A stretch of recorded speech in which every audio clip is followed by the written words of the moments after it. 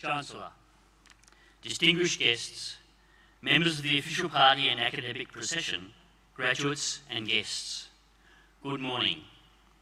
Welcome to this Division of Tropical Health and Medicine graduation ceremony. Would you please remain standing for the national anthem, which will be sung by Ms. Taylor Fitzgibbon.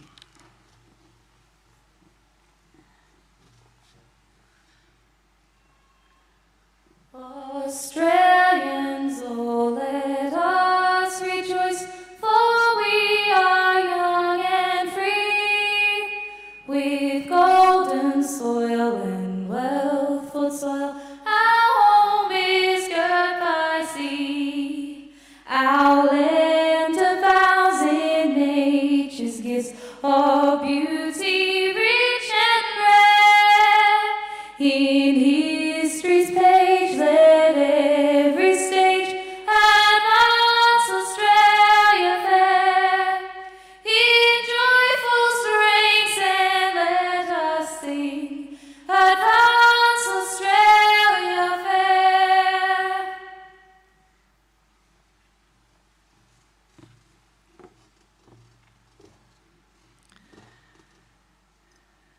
Thank you. Please be seated.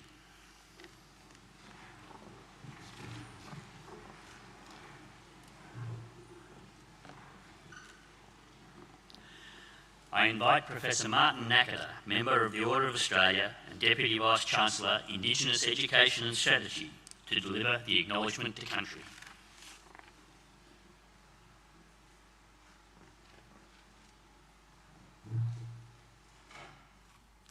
Chancellor, Vice-Chancellor, colleagues, good morning families, students, distinguished guests. My name is Professor Nackada. I'm a Torres Strait Islander and the Deputy Vice-Chancellor, Indigenous Education and Strategy at James Cook University. I work at the Bebegoo campus in Douglas on Bindal country.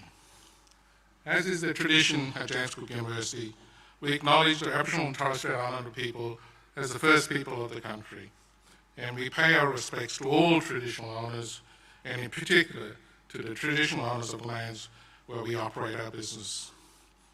Today, we acknowledge that we stand on Wulgurukaba country. The Wulgurukaba people have spiritual, physical, social, and cultural connections to their land in the very southern boundaries of the wet tropics regions and into the dry tropics. Their name signifies they were canoe people with histories that link the Herbert River, Hinchinbrook and Palm Islands and southwards to Magnetic Island, which they know as Yinburnum. For many thousands of years, they've been responsible for the care of country in this region, and this is why we pay our respect to their elders, past and present, as well as to their emerging leaders. Today, I want to also take the opportunity to acknowledge Professor Sandra Harding, our Vice-Chancellor, for her leadership over many years that has enabled hundreds of Indigenous students, just like yourselves today, to cross.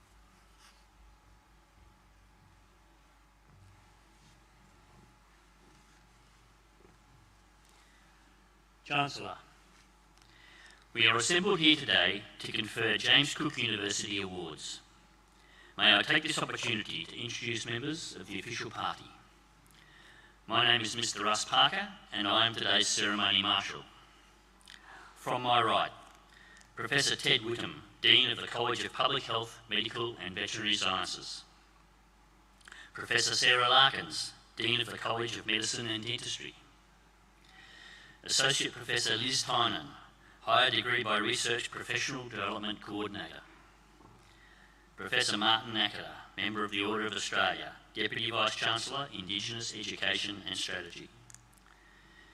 Ms. Giselle Bovink, Deputy University Secretary and today's Mace Bearer. Mr. Bill Trudell, the University's Chancellor. Vice-Chancellor and President, Professor Sandra Harding, Officer of the Order of Australia. Mr. Geoffrey Fordyce. Mr. Fordyce is to be awarded an Honorary Doctor of Science this morning. He will also deliver the occasional address. Professor Richard Murray, Deputy Vice-Chancellor of the Division of Tropical Health and Medicine.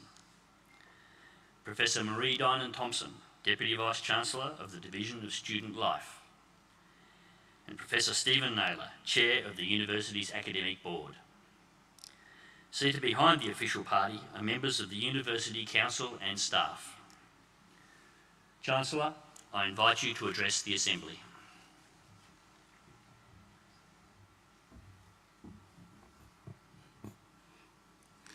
Good morning.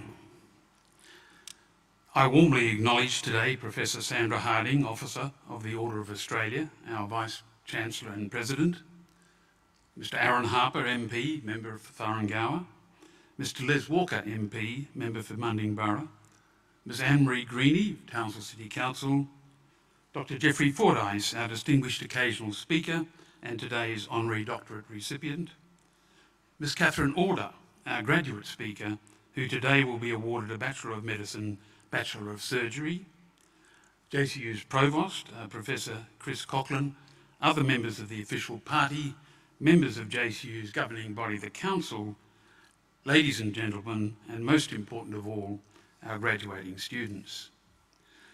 A big thank you to Professor Martin Nakata, a member of the Order of Australia, one of JCU's outstanding alumni, for his warm and evocative acknowledgement to country.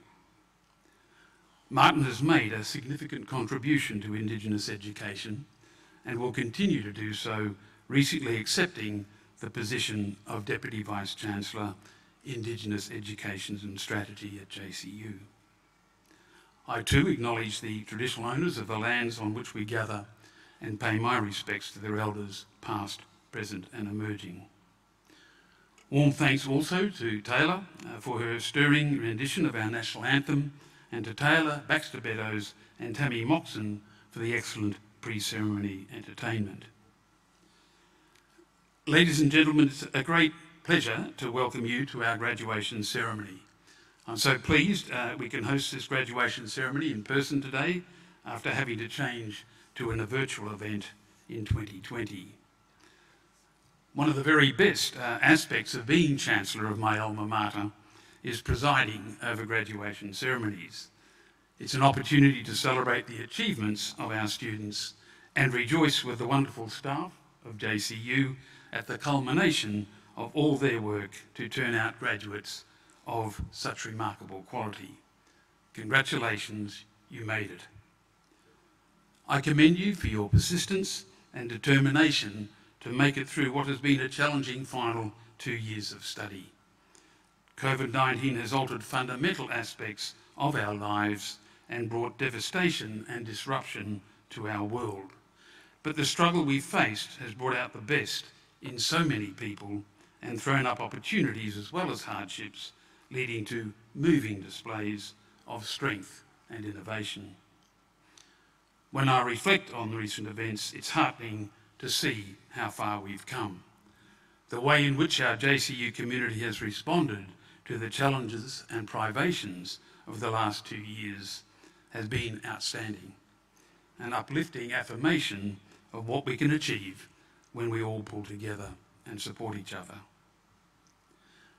I'd also like to acknowledge with gratitude the family and friends who have helped bring you to this milestone in your lives.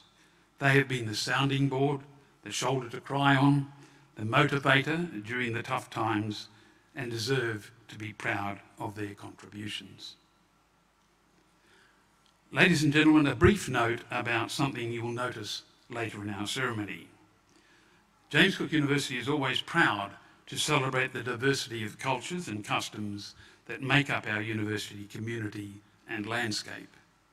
A very special part of that is to acknowledge the academic achievements of our Aboriginal and Torres Strait Islander students through a sashing ceremony that we hold just before each graduation ceremony. Later you will see those students proudly wearing their sashes as they walk across the stage to receive their awards. This is but one of the special ways we honour our connection to and shared history with the traditional owners of the land and seas on which we operate. During our 50th anniversary last year, we were particularly proud to announce the local Aboriginal and Torres Strait Island communities had gifted to us Indigenous language names for each of JCU's campuses in northern Queensland. On a personal level, I was very proud indeed, to participate in these ceremonies and to acknowledge the role of Australian Indigenous peoples in the advancement of our university. 2022 will see another important milestone, the 30th anniversary of the nation-changing High Court ruling, which we all know as the Mabo decision. JCU, I believe, has every right to be proud of the part it played in helping Eddie Koiki Mabo in his fight for land rights. I had the pleasure of knowing Koiki Mabo in my days as a student at JC University, and I began my full-time working life in the library which now so appropriately bears Koiki's name. And one of the really great moments of my time as Chancellor was being able 3 years ago to confer upon Koiki Mabo's widow, Benita, an honorary doctorate in recognition of her own very significant achievements in promoting Indigenous advancement. We will share more information in the coming months about how the university will be marking that milestone.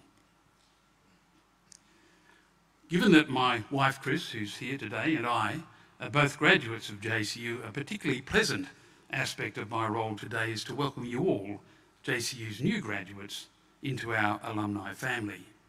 Our alumni have made significant contributions everywhere you care to look, playing vital roles locally, regionally, nationally, and internationally. In graduating today, you're joining the ranks of some very high-achieving JCU alumni, including, for example, 2021 Outstanding Alumni Award recipients Professor Andrew Mallett and Professor Brett Sutton. Professor Mallett is the Director of Clinical Research and Professor of Medicine at Townsville University Hospital and JCU. He is a leading specialist in inherited kidney diseases and nephrogenetics and co-leads the first and largest renal genetics clinical service and program in Australia. Professor Sutton, a name and a face now well known to all of us, is Victoria's Chief Health Officer. He has provided expert clinical and scientific advice to keep Victorians and the Australian public in general safe from COVID-19. Another fine example of a high-achieving graduate is pharmacist and JCU colleague, in fact, Selina Taylor. Selina was recently honoured as Queensland Pharmacist of the Year for her dedication to the delivery of innovative pharmaceutical care to remote and rural communities. I could go on with impressive examples of those who have gone before you. I'm sure you'll be relieved to know that I won't. I'll let those few examples illustrate what I think is a key point. Graduating students today is all about you and the families and the loved ones who have helped get you to the point we are all celebrating today. And our Vice-Chancellor is herself most insistent on that point. I feel, though, that it would be remiss of me not to take a brief moment to acknowledge Professor Harding's impending retirement, and to thank you, Sandra, on behalf of all of us here, and many others as well, for your fine leadership and contribution to the Northern Queensland community and well beyond. We will be welcoming Professor Simon Biggs as our new Vice-Chancellor and President in February next year. We know he has Sandra's blessing and selfless support as he endeavours to preserve and build on the fine legacy she will be leaving behind. Now, graduates, the time has come to pause and really take in and enjoy all you have received and achieved. Those of us responsible for leading the university are very proud of you, for staying the course and for reaching this milestone, and I look forward to seeing you cross the stage to receive your awards. That will be the time for your family, your friends and supporters to applaud and cheer you with all the gusto and energy they can muster. And when the celebrations subside and you begin your careers, before long, life will be filled with all kinds of responsibilities and challenges. Doubtless that process has already begun. But I do encourage you to stay in touch with JCU through our alumni network. I'm very glad that Chris and I did. You are JCU's next generation of leaders and game changers, and we want to be able to follow your achievements and take pride in them, to take pride in you. And as you begin to make your mark in the world, remember you have only just begun your learning journey. The renowned futurist author, Alvin Toffler, once reflected on this notion in his best-selling book, Future Shock, when he said, "The illiterate of the 21st century will not be those who cannot read and write, but those who cannot learn, unlearn, and relearn." I've no doubt that in the near future, you will bring the power of your JCU education to bear on issues of great significance to your communities. Congratulations and good luck.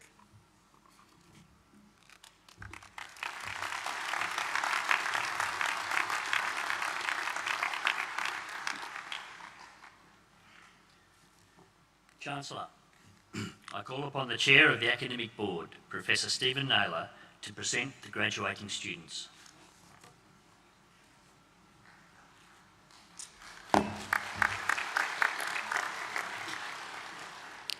Will all graduating students please stand?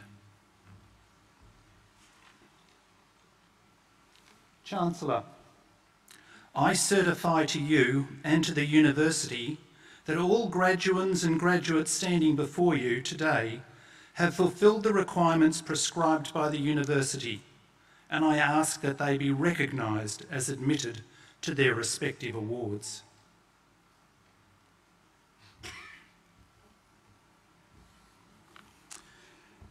In the name of the University Council and by my authority as Chancellor, I recognise and admit candidates so approved and congratulate and warmly welcome you all as JCU alumni.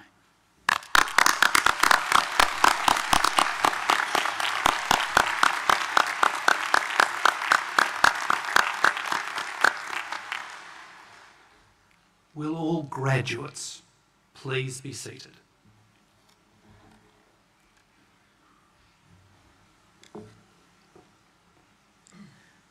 Chancellor, the awarding of Doctor of Philosophy degrees has a special place in our graduation ceremony. It is one of the highest qualifications which the University awards. This degree is awarded for the successful completion of a significant piece of independent research, sustained in a scholarly character, and one which makes an original contribution to the field. External examination is always involved. 6 candidates will be presented this morning. Associate Professor Liz Tynan, Higher Degree by Research Professional Development Coordinator, will present the graduates and acknowledge their supervisors, and Professor Stephen Naylor, Chair of the Academic Board, will read their thesis abstracts.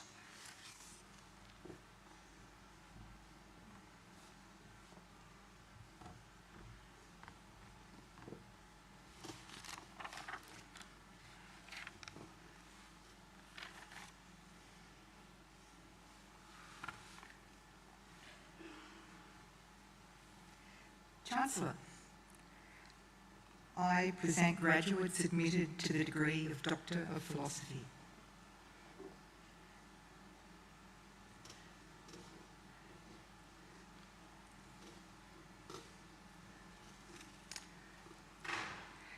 Peter Akosa Tumasi. Dr. Akosa Tumasi's studies were undertaken in the discipline of health under the supervision of Associate Professor Bunmi Malau Adui, Dr. Theophysis Emito, Dr. Daniel Lindsay, and Professor Con Lasay. Chancellor, Dr. Akosi Tomasi explored an acculturation strategy and perceived parental influences on career constructions among sub-Saharan African youth immigrants in Australia. He developed 3 theoretical models which provided in-depth understanding of the positive parental roles and identified challenges with reconciling personal interests with parents' expectations. His results could foster development of a more inclusive counselling interventions. Chancellor, I present Dr. Akosa Tumasi.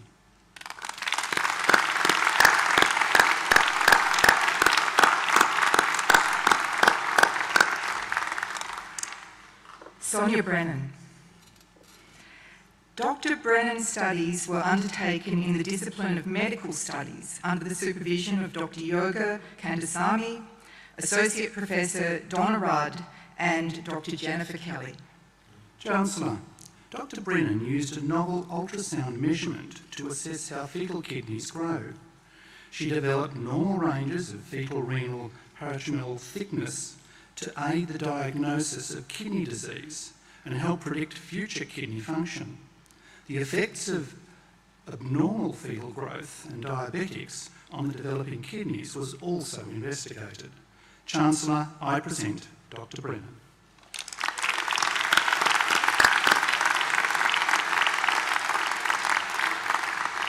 Alexandra Edelman. Dr. Edelman's studies were undertaken in the discipline of public health under the supervision of Associate Professor Stephanie Topp, Dr. Judy Taylor, and Professor Sarah Larkins. Chancellor, Dr. Edelman explored the role of academic health centres in Australia and the United Kingdom in improving population health. She found the centres face several barriers into delivering a population health role. Her findings are being used to inform the ongoing development and evaluation of centres in both countries. Chancellor, I present Dr. Edelman.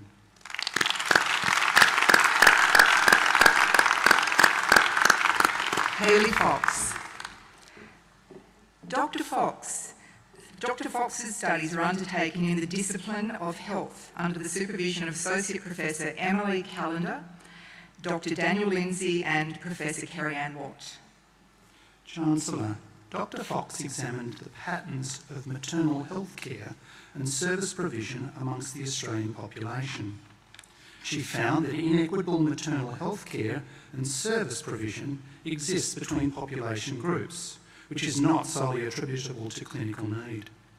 These results are being used in normal birth guidelines in Queensland. Chancellor, I present Dr. Fox.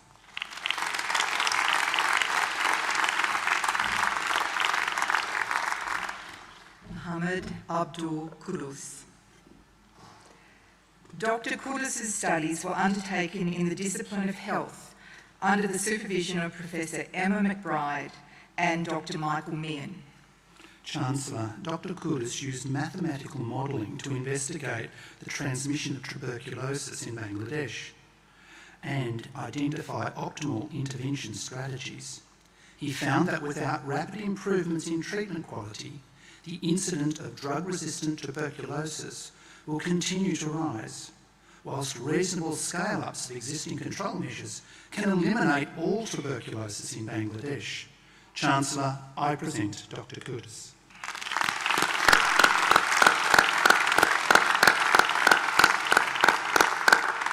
Karen Louise Johnston. Dr. Johnston's studies were undertaken in the discipline of health under the supervision of Professor Sarah Larkins and Dr. Robin Preston. Chancellor, Dr. Johnston investigated the experiences of dementia in Fiji from the perspective of multiple stakeholders. She constructed a grounded theory about processes that caregivers use to manage dementia care, letting it be. Positive change centres on the integration and promotion of community understandings and cultural values with service provision. Chancellor, I present Dr. Johnson.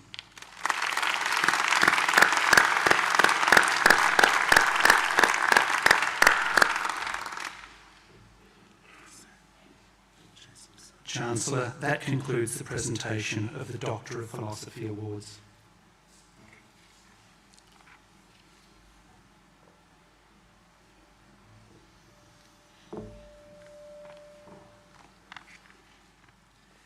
Chancellor, I call upon Professor Ted Whittam, Dean of the College of Public Health, Medical and Veterinary Sciences, to present college graduates.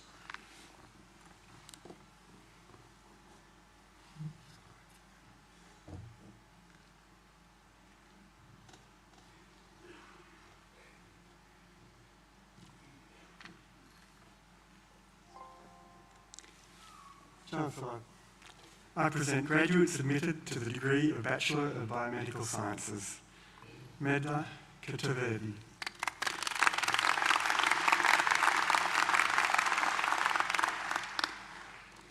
Paula Charles Lecker.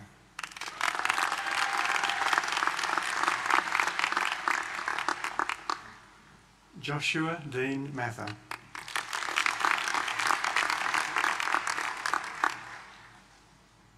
James McRae.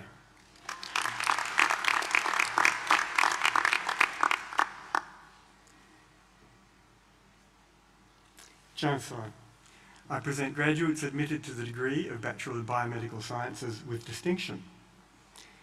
Taylor Marie Edgley.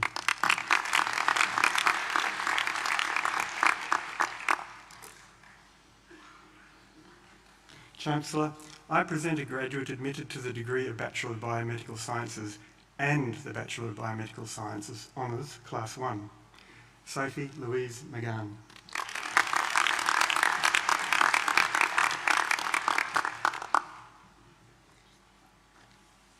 Chancellor, I present graduates admitted to the degree of Bachelor of Medical Laboratory Sciences with honours, Joshua Liam Bunn.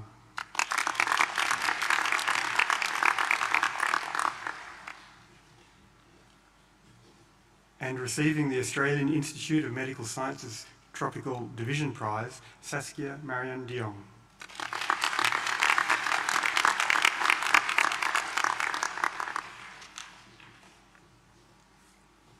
Joshua Gerald Galang.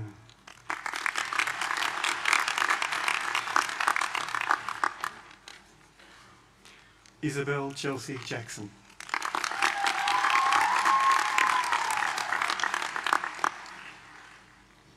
Taylor Stacey Rose Jensen.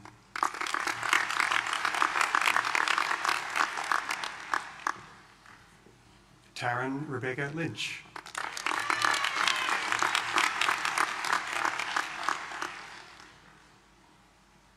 Ian Clooney McPherson.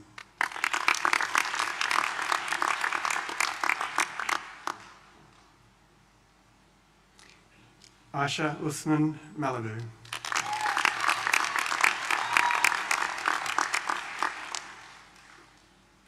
Madison Jessie Minna Malaga.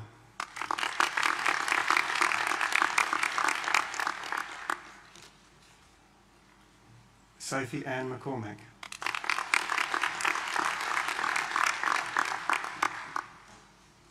And Matthew McCracken.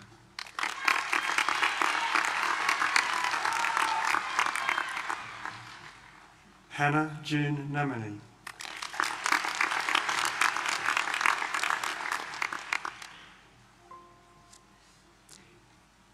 Kyla Marie Rice.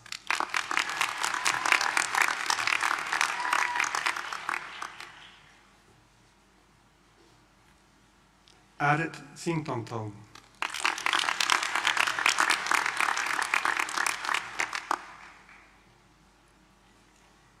Chancellor, I present graduates admitted to the degree of Bachelor of Medical Laboratory Science Honours with distinction and the Australasian Association of Clinical Biochemistry Prize, Marie Grace Shacksmith.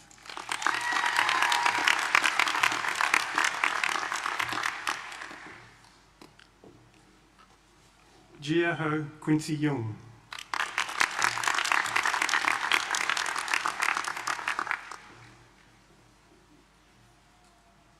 Chancellor, I present graduates admitted to the degree of Bachelor of Veterinary Science, Crystal Jade Barrett.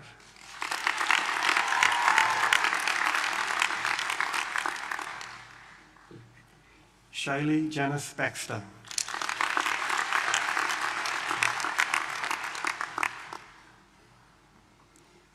Caitlin Ann Bell.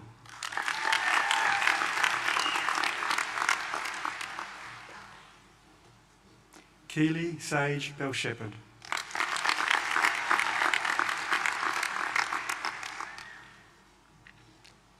Jessica Margaret Biddle.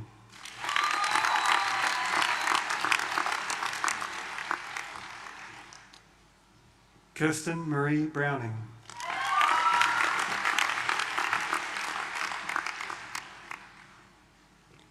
Taylor Burgess.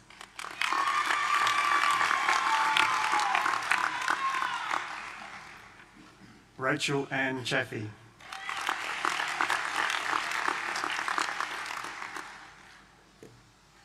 Ashley Jade Chin.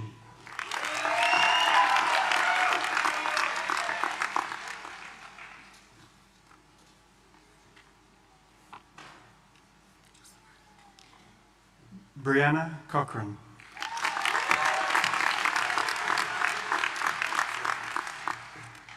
Anne Louise Glory Jean Connolly.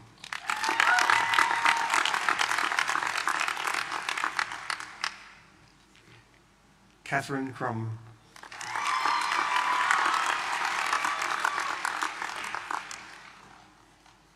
And receiving the Australian Cattle Veterinarians Bovine Health and Disease Prize, Elizabeth Grace Crombie.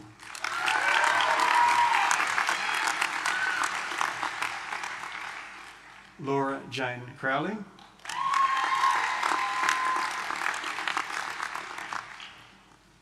Talia Jane Cousins.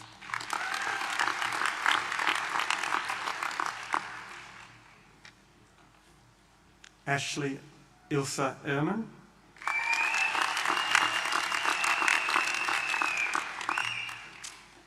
Sarah Jordan Finch Mitchell.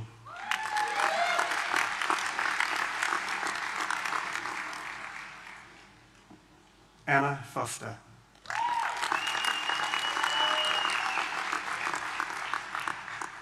Lily Claire Glass.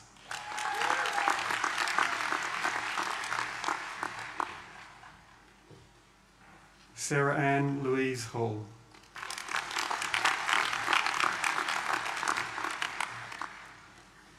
Jordana Marie Hill.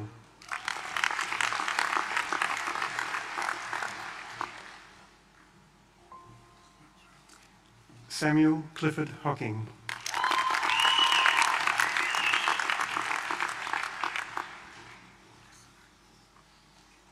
Oliver James Hogan.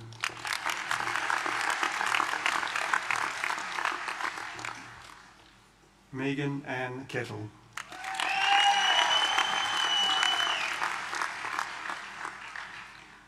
Lucy Ann Laspina.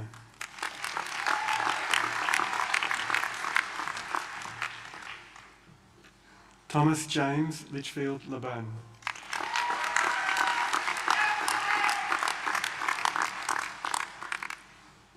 Madison Rose Maloney.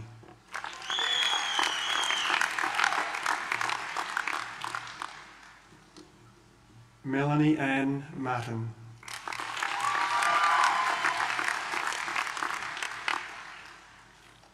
Kate Matthews.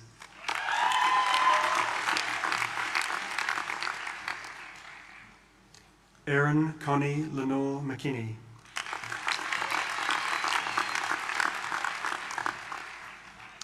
Rebecca Daphne McMillan.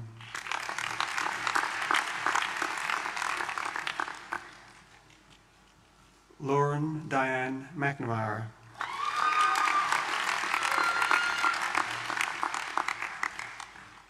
Sarah Louise Mara.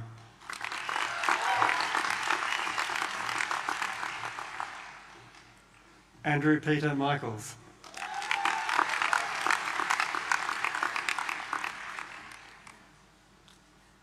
Carla Gabriel Nicholson.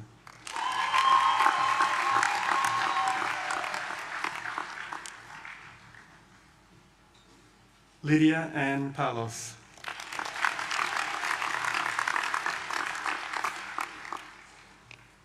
Meg Melanie Parker.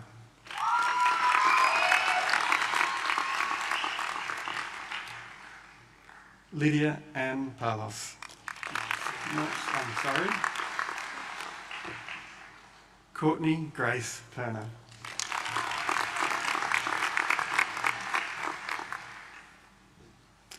Anya Sandrin.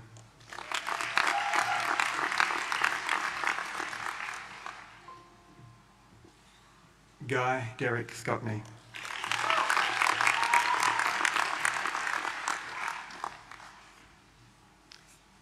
Charlie Matthew Sinclair.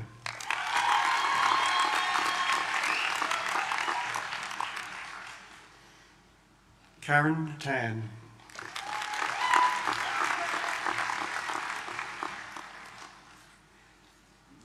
Emily Sue Thompson.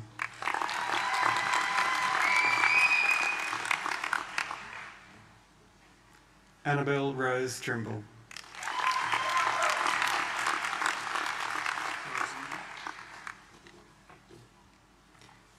And receiving the Australian Veterinary Association Prize for Undergraduates in Veterinary Pathology, Lillian Jane Tucker.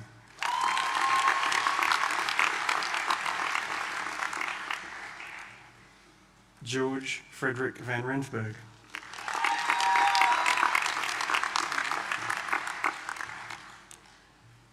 Rebecca Wasmond Luffman.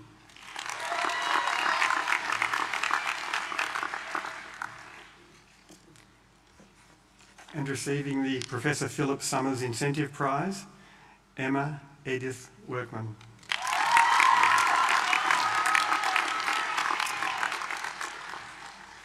Emma Young.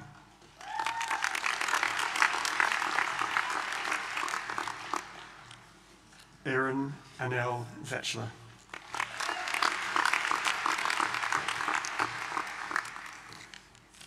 And receiving the Beef Cattle Medicine and Production Medal in the epidemiology chapter of the Australian and New Zealand College of Veterinary Sciences Prize, Jack Richard Conway. And Chancellor, I should have mentioned that this is a Bachelor of Veterinary Science with distinction.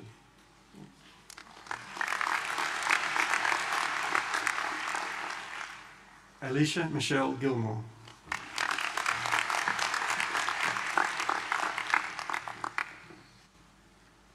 And also receiving the Australian Small Animal Veterinary Association Prize for Small Animal Medicine and the Zoetis Animal Health Ducks of Microbiology and Parasitology, Sarah Elizabeth McPherson Oxley.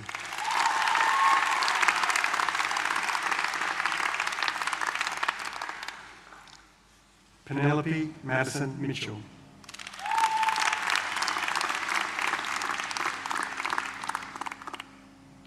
Tyler Lynette Parfitt Brown.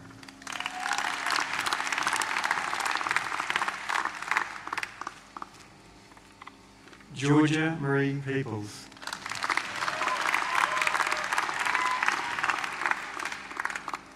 Benjamin William Rubb.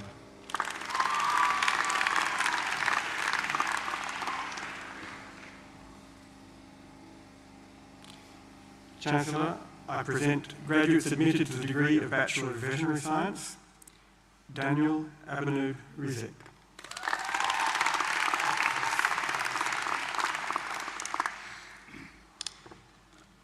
And receiving the Queensland branch of the Australian Veterinary Association member Ducks Prize and the Centre for Veterinary Medical Education Clinical Competency Award and the Veterinary Specialist Services Prize for Surgery and Anaesthesia, Chancellor, I present these graduates admitted to the degree of Bachelor of Veterinary Science with distinction and the Australian Society Prize for Parasitology, Jemima Lucinda Young.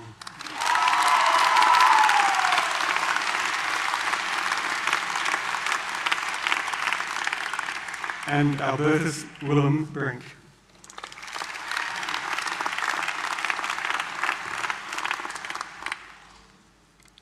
Chancellor, I present graduates awarded the degree of Graduate Diploma of Rural Generalist Practice, Betty Lynette Americo.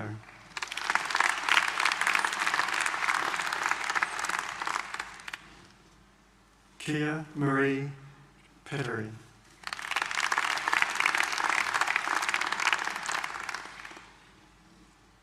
Chancellor, I present graduates admitted to the degree of Master of Public Health, Renee Louise Bollott.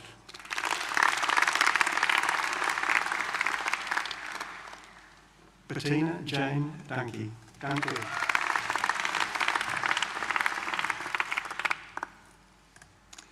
Denise Johnson.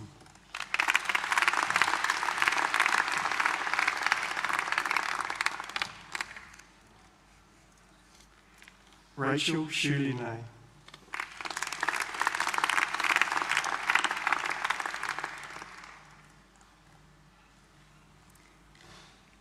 Laura J. Layden.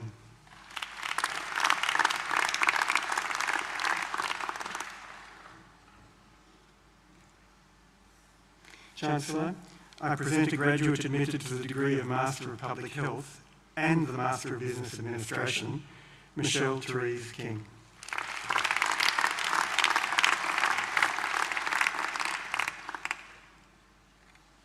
Chancellor, I present graduates admitted to the degree of Master of Public Health and Tropical Medicine, Sophie Frances Cunningham.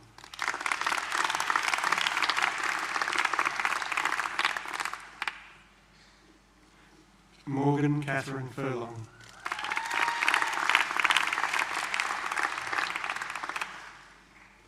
Kelsey Ann Herbert.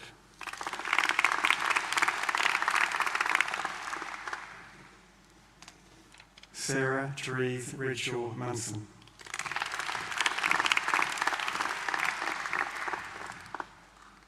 Josie Marie Power.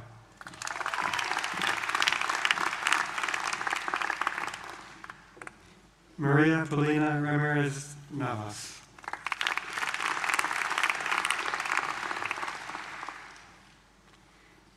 Meletta Florence Ali Seela.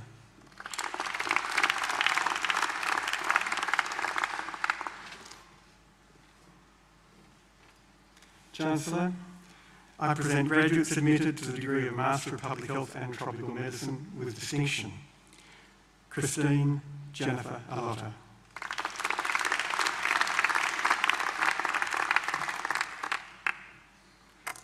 Amber Louise Ellis.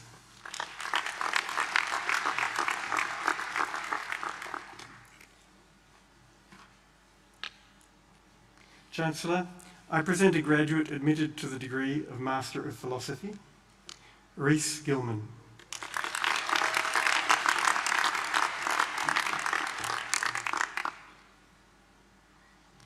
Chancellor, this concludes the presentation of graduates from the College of Public Health, Medical and Veterinary Sciences.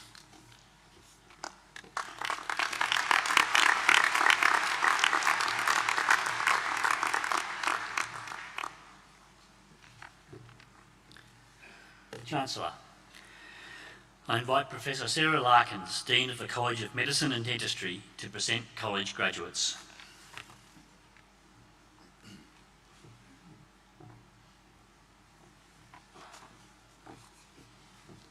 Chancellor, I present graduates admitted to the degree of Bachelor of Dental Surgery Honours. Kelsey Ann Stokes.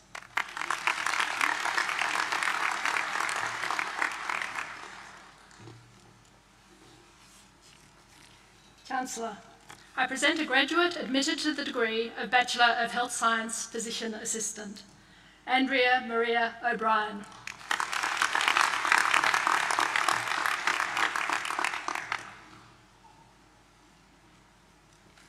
Chancellor, I present graduates admitted to the degree of Bachelor of Medicine, Bachelor of Surgery, Ezekiel Clive Aaron.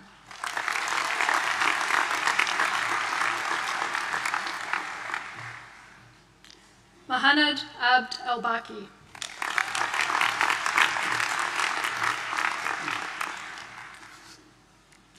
Uthapa Aruna Adjikatira.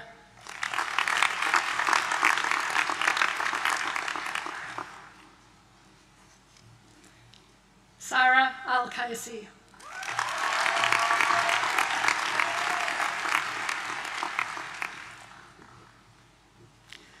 Mohammed Askari Saveri.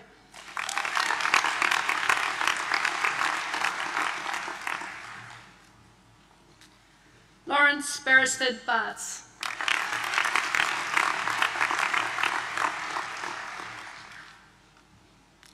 Shrikruthi Bachu.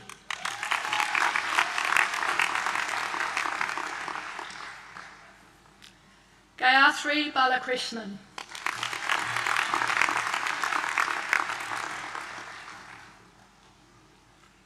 Nina Barnes.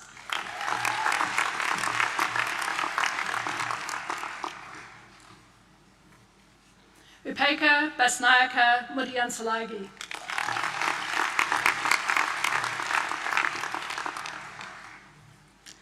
Simone Elizabeth Billick.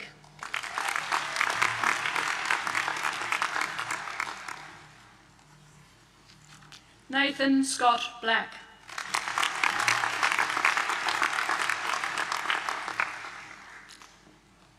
Tegan Sarah Blomfield.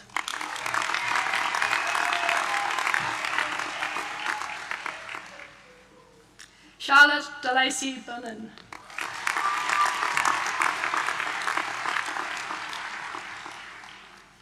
Megan Rose Boone.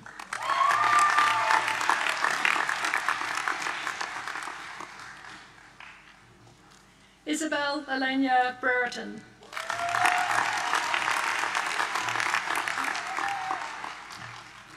Alessandra Brescasin.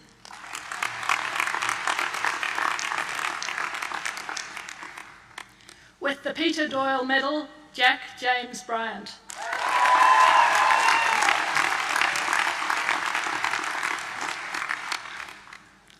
Jonathan Rees Carl.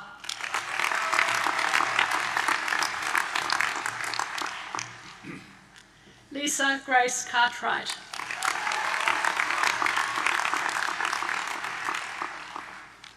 Joshua Yian Qing.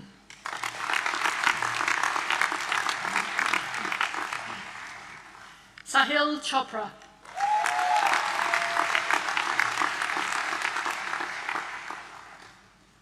Claudia Rose Clark.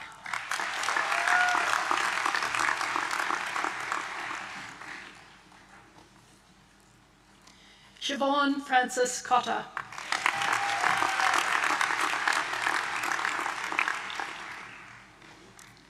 Isabel Eliza Crothers Stomps.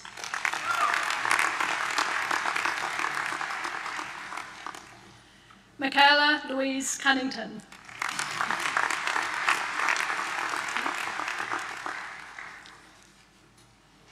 Neil Manuel da Cunha Costa.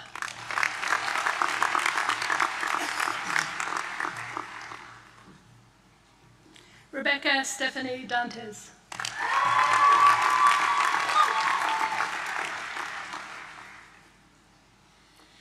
Michelle Lisa Demis Themis.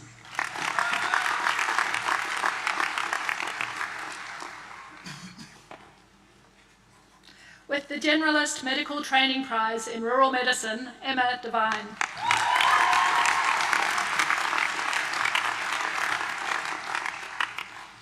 Fraser Mark Doherty.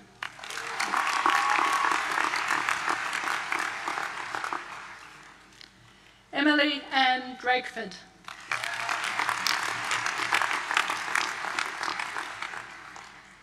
Heather Jan Elliott.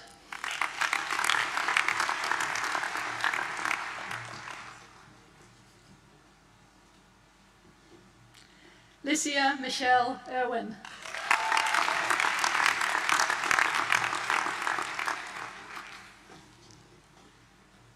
Annabelle Cecilia Faint.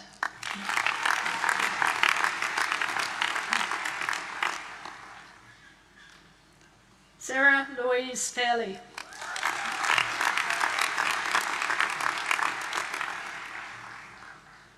Sharuk Farhan.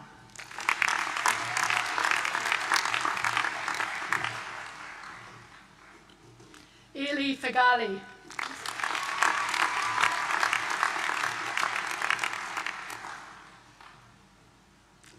Caitlin Ivy Fegert.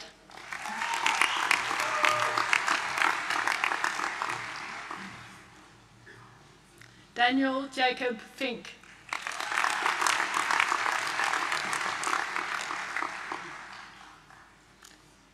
Timothy James Ford.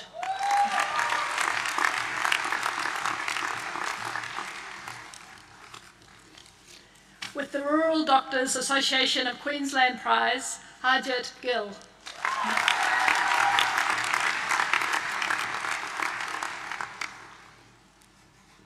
Abby Rose Godwin Smith.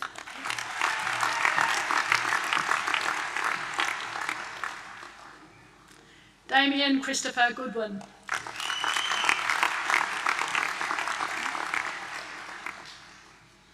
Gopi Gopalapillai.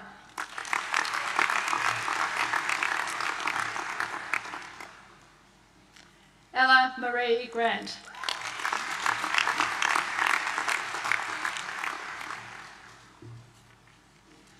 Eva Borislav Georgiev.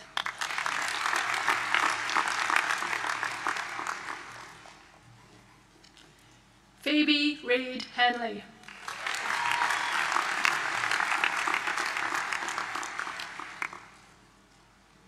Grace Wheelin Hawke.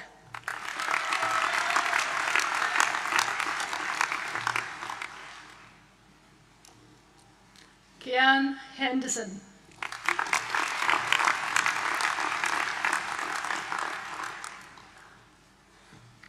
With the Year 6 Ethics Prize, Georgia Molly Hikila.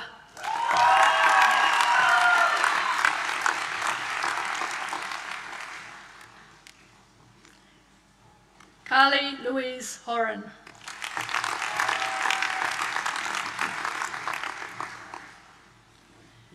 Claire Eugene Hugh.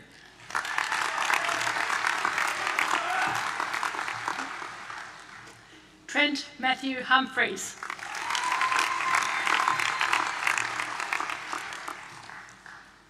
Rapudaman Jalota.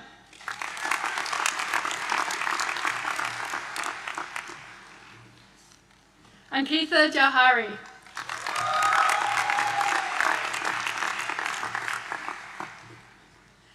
Patrick Con Jones.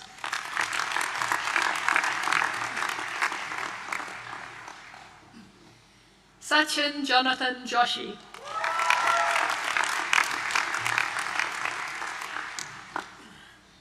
Hannah Amelia Khan.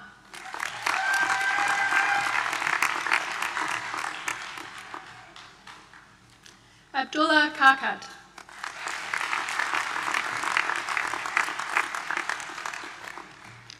Rachel Elizabeth Kanaganayagam.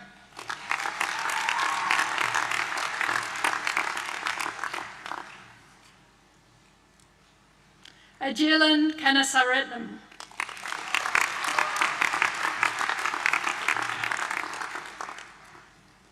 Gabriel Jane Keating.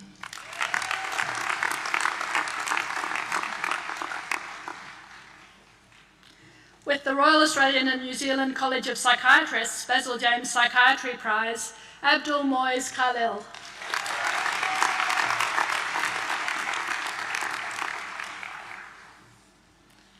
Jong-Yun Kim.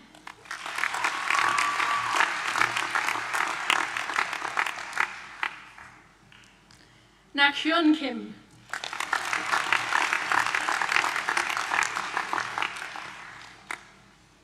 Brett Scott Kittle.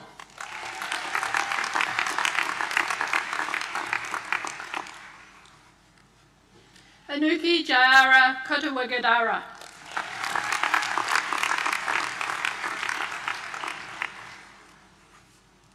Matthew Anton Kresovic.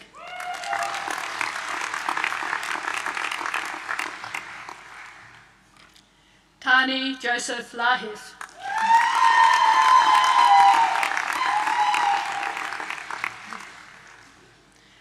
With the Townsville Hospital Emergency Department Trust Fund Critical and Crisis Care Year 6 Prize, Mitchell Lander.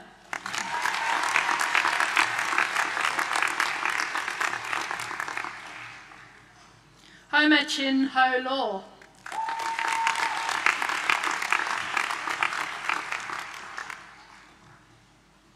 Samantha Laws.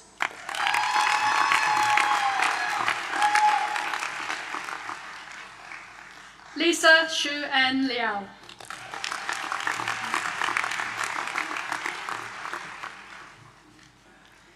Wing Yi Francis Leung.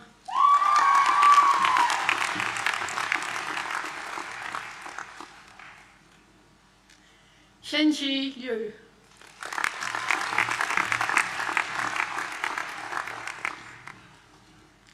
Kelly Leanna Luxak.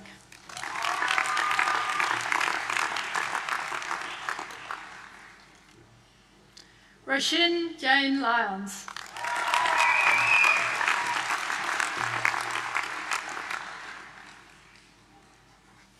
Christopher Eric McDonald.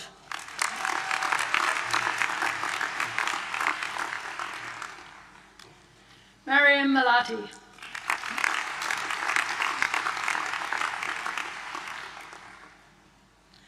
Rachel Vittoria Morano.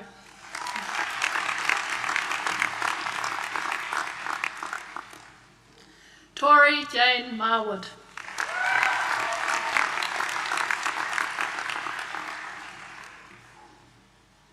Megan McKelvey.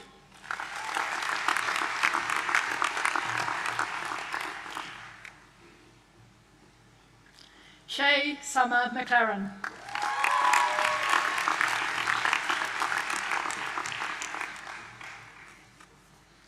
Sarah Mokhtapur.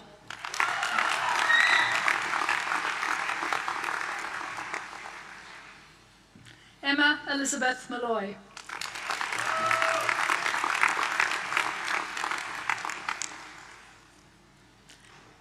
Alexander Robert Moore.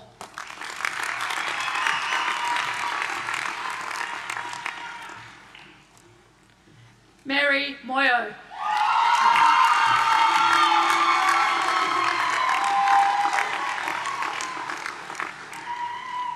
Vishwajith Nagaraja.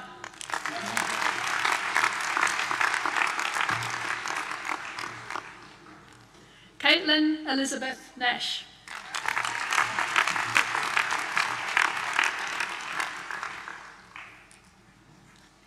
Arwan Navaratnam.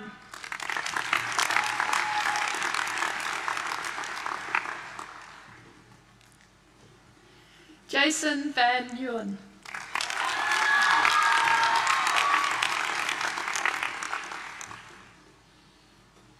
Catherine Bonnie Norkia.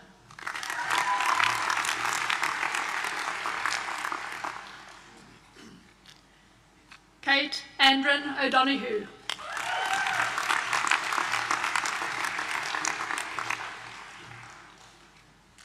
Shari Alice Osborne.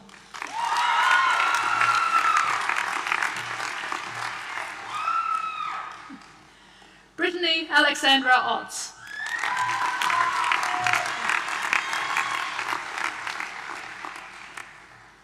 Jeremy Ryan Pan.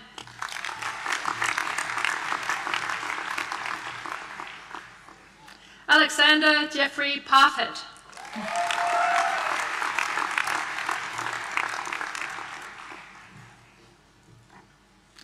Rosita Parnian.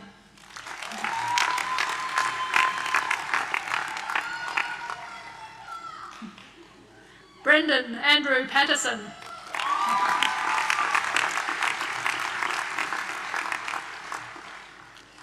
Georgie Jane Patmore.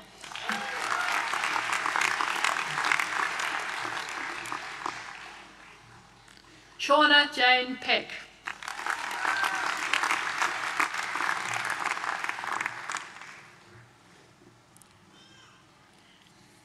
Annalise Marie Edna Pereira.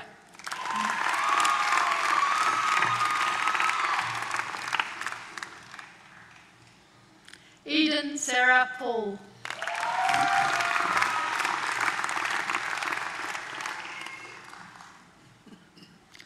Brenton Prabhakaran.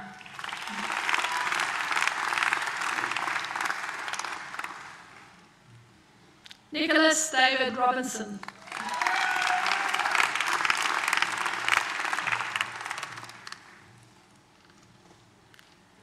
Christina Marie Diaz Roda.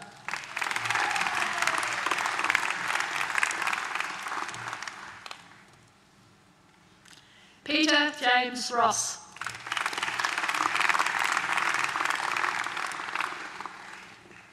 Alexander Joseph Russell.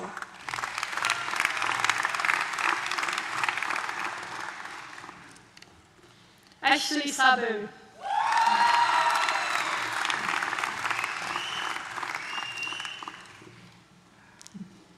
Chris Saji.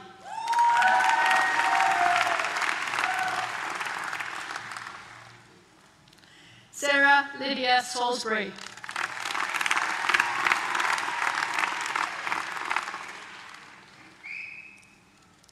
Remy Jade Sayre.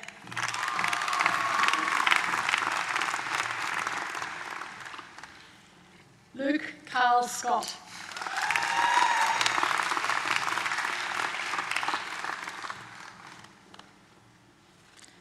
Nathushan Sakaran.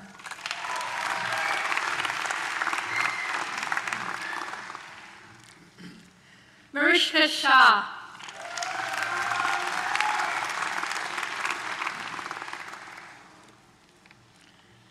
Muskan Singh.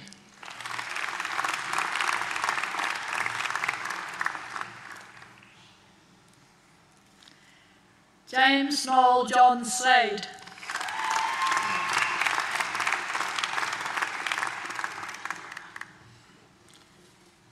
Thomas James Stafford Smith.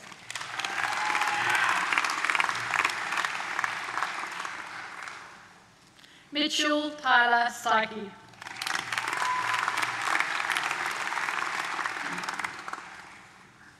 Isabella Joy Carter Stewart.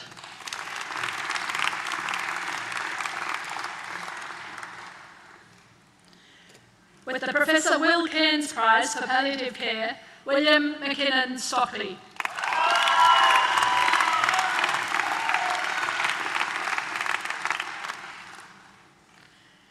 Catherine Charlotte Sutcliffe.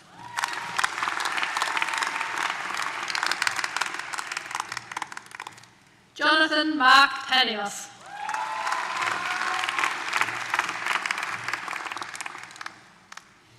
Casey Marie Tass.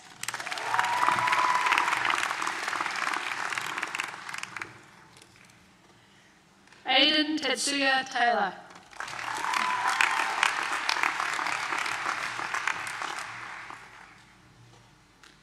Hera Thanigaville.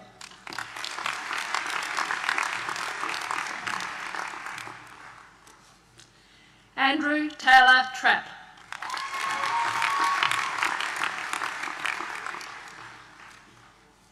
Catherine Sai.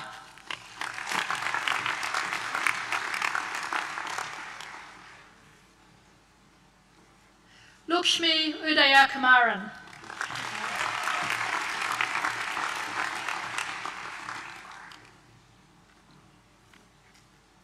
Beneath Vijayakumar.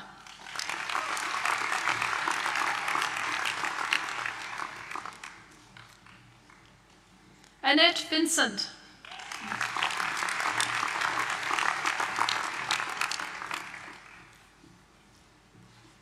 Emma Tracy von Kesselink.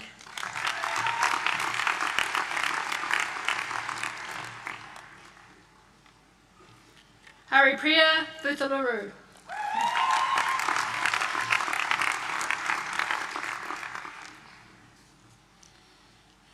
Belinda Margaret Walsh.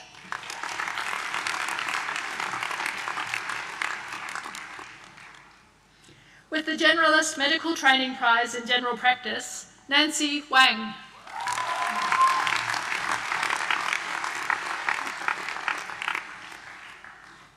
Sapphire Ashley Allen Watkinson.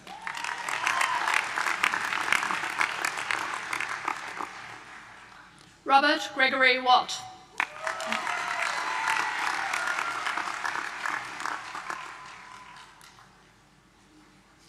Alexandra Wolf.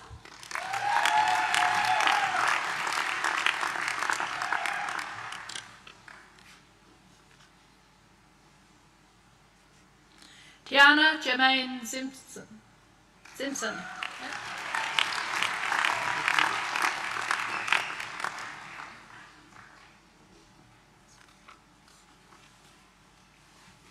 Katie Yick.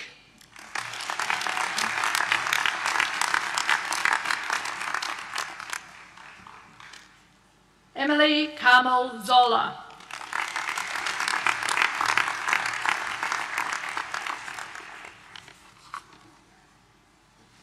Chancellor, I present graduates admitted to the degree of Bachelor of Medicine, Bachelor of Surgery with distinction. Amandi Abanayaka.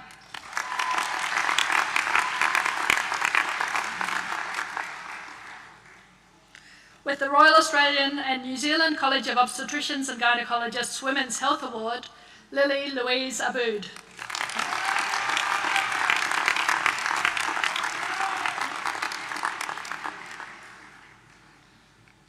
Ruby Grace Ansey.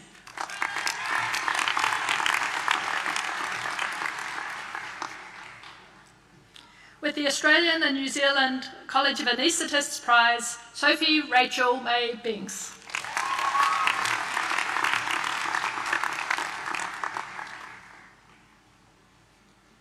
Alessandra Frida Mary Burbeck.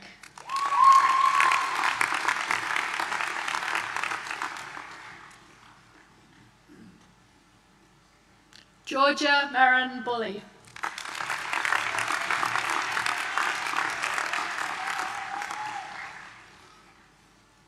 Amanda Lisa de Havilland.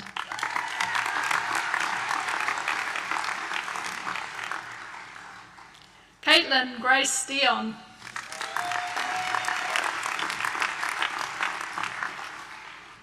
Elizabeth Margaret Helen Edwards.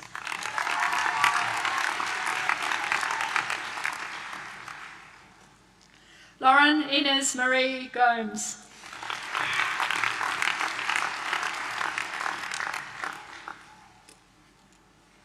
With the Masonic Prize for Exemplary Achievement in First Year Medicine, Ashley Jordan Gourlay.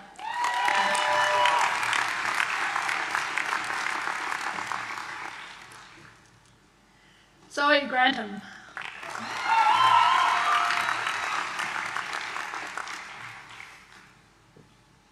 Amy Harbottle.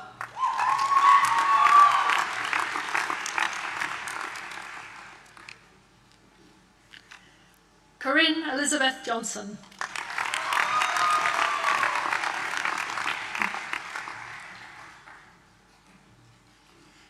Thomas Michael King.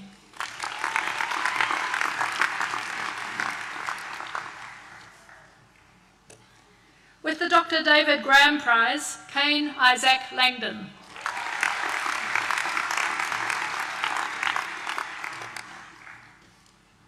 With the Phil Summers Commitment to Excellence in Medicine Award and the Friends of Science in Medicine Prize, Daniel Mann.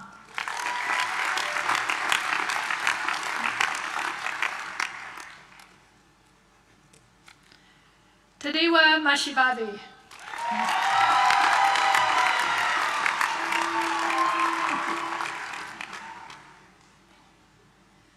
Sarah Claire McCarthy.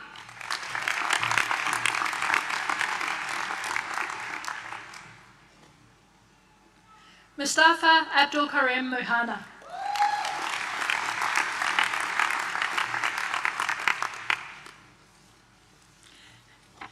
Vishai Murugananda.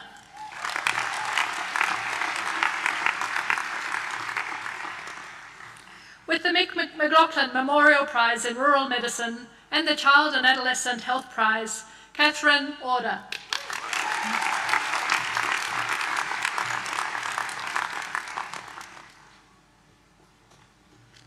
Hannah Joy Penner.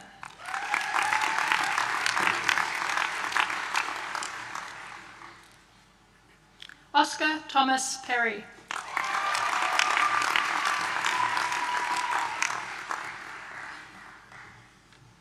Sarah Elizabeth Perry.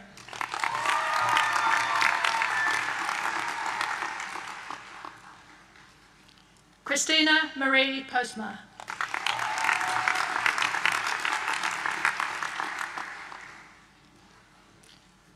Annalise Marie Puno.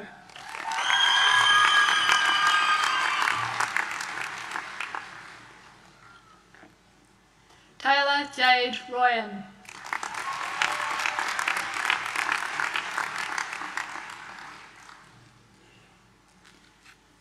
Rajav Balakrishnan.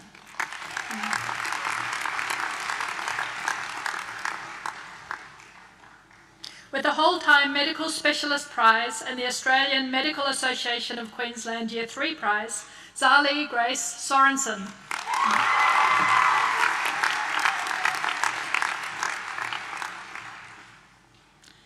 Alison Wei Huang Wen Tran.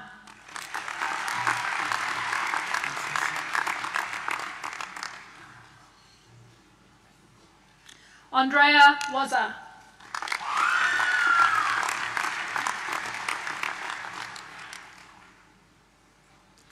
With the Remington Memorial Prize for Year 4 Integrated Clinical Pathology, Casey Rose Wolfe.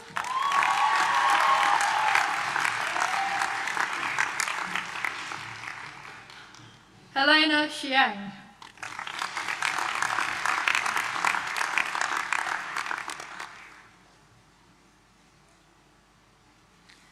Chancellor, I present graduates admitted to the degree of Bachelor of Medicine, Bachelor of Surgery Honours.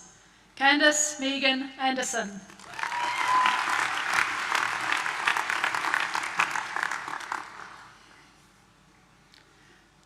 Amish Ashok Lodia.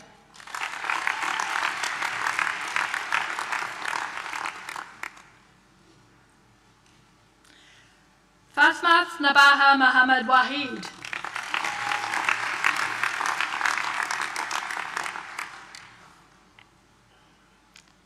Xin Yu Mei Wang.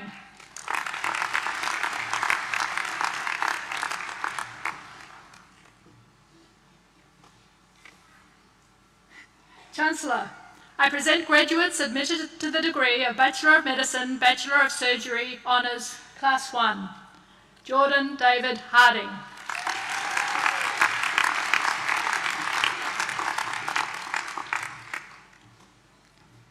Joshua Yin Law.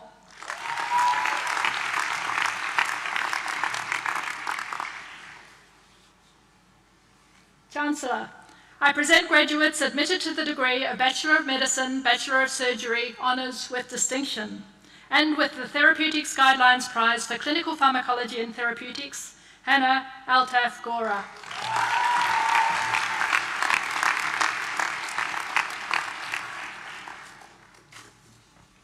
Chancellor, I present graduates admitted to the degree of Bachelor of Pharmacy Honours. Nai Kia Tat Ang.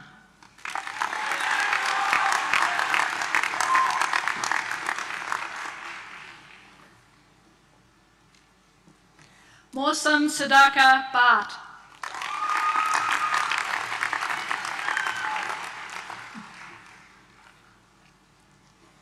Nathan Mark Braithwaite.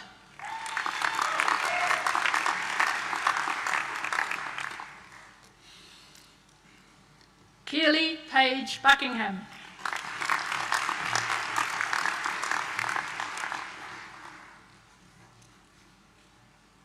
Rhiannon Lee Busetti.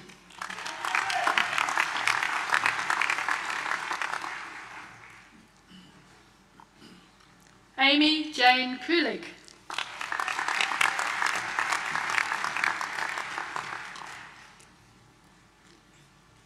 Sophie Jane Harris.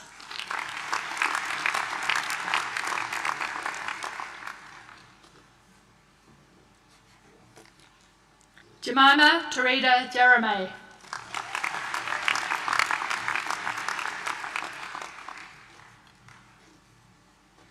Boram Kang.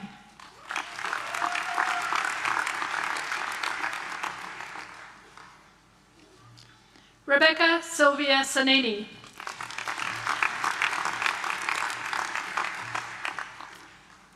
Rebecca Ann Stevenson.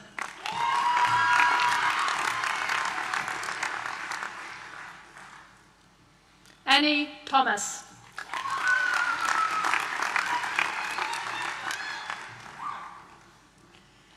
Jacob Christopher Wally.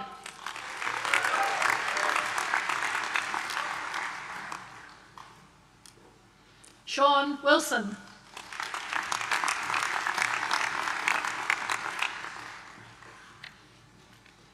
Sarah Grace Coker.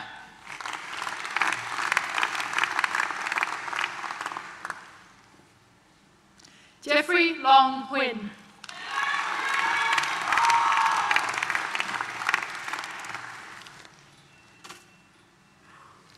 Chancellor, I present graduates admitted to the degree of Bachelor of Pharmacy Honours Class 1. Anthony Peter Ma.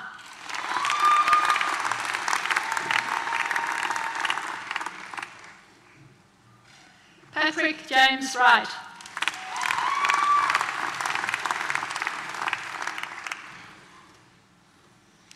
Chancellor, I present a graduate admitted to the degree of Bachelor of Pharmacy Honours with Distinction, Samra Rose Diebel.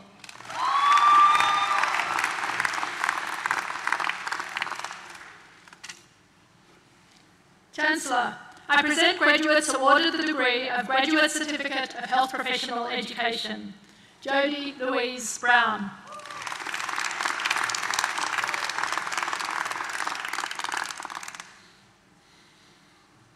Supana Chakrabarti.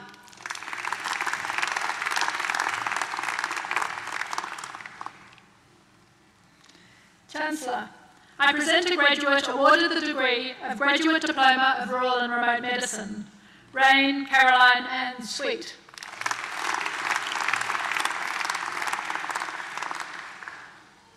Chancellor, I present a graduate admitted to the degree of Master of Health Professional Education, Diane Meredith Hart.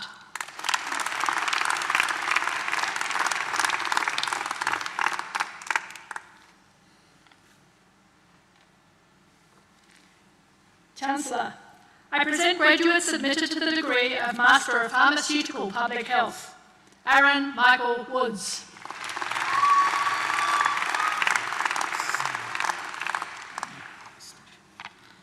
Danielle Marie Sabina. With distinction.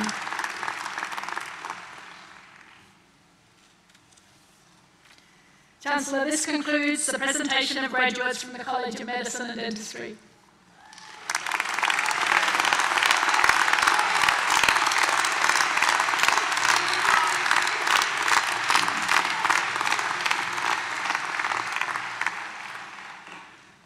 Chancellor, I call upon the Chair of the Academic Board, Professor Stephen Naylor, to present university medal recipients.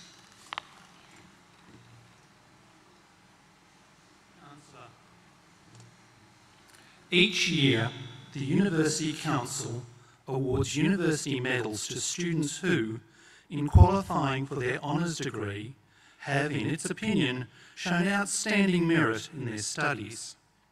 May I present 3 students so honoured. Awarded a university medal, Patrick James Wright.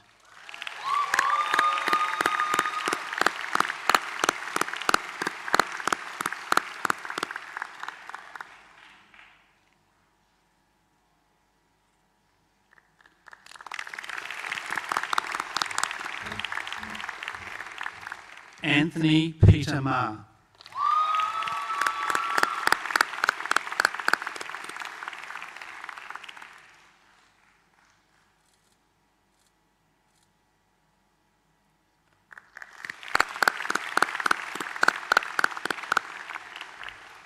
Visay Murangananda.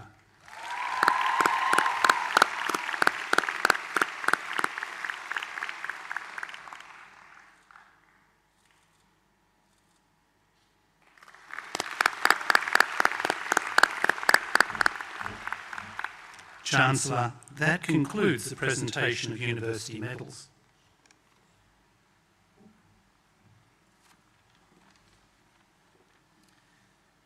Chancellor, I invite Vice-Chancellor and President, Professor Sandra Harding, to present Mr. Geoffrey Fordyce for admission to the award of Honorary Doctor of Science.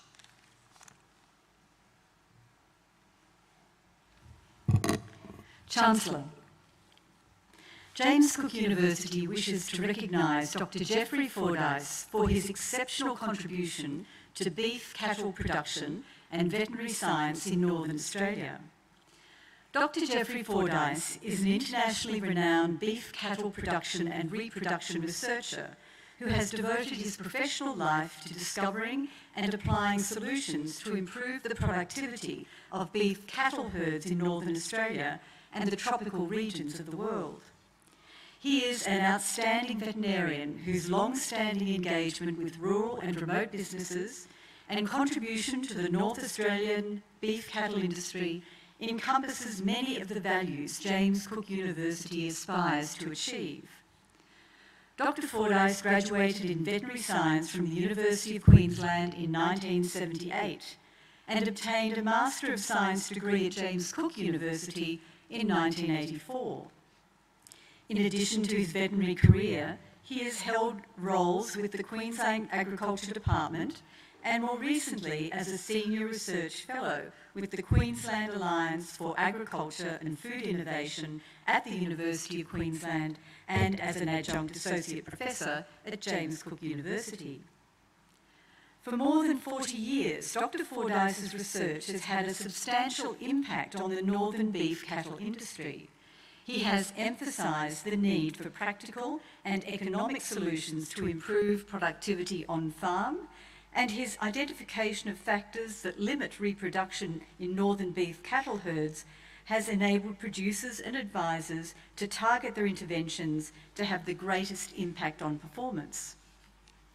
Dr. Fordyce has managed research projects involving successful national and international collaborations between agencies including universities, state agriculture departments, the CSIRO, and commercial businesses. He has contributed to more than 270 publications, including 65 refereed publications, and supervised 8 postgraduate students. In cooperation with other scientists, he has attracted more than $20 million in funding for northern beef cattle industry research and development. Dr. Fordyce's research and development work has had and will continue to have a positive influence on improving the productivity and profitability of beef cattle enterprises within Northern Australia and across the tropics. In addition to driving groundbreaking research, Dr. Fordyce has also been a strong supporter of the development of the veterinary program at James Cook University. As an alumnus of the Graduate School of Tropical Veterinary Science and a long-term resident of Charters Towers, Dr. Fordyce is acutely aware of the need for a regionally based veterinary program within the tropics. He has generously contributed his ideas for curriculum development to the veterinary program and has worked collaboratively with staff and graduate students from the university on several research projects. The findings from this research are internationally recognised and represent a quantum improvement in the accurate and efficient selection and management of beef cattle in tropical climates. Dr. Fordyce's many accolades include the Australian Cattle Veterinarians Rose Harpham Award for contributions to continuing education of Australian veterinarians, the North Australian Beef Research Council Medal for Excellence in Research, and the Australian Veterinary Association Meritorious Service Award. Chancellor, it is with great pleasure that I present Dr. Geoffrey Fordyce to be admitted to the award of Honorary Doctor of Science in recognition of his exceptional contribution to beef cattle production and veterinary science in Northern Australia.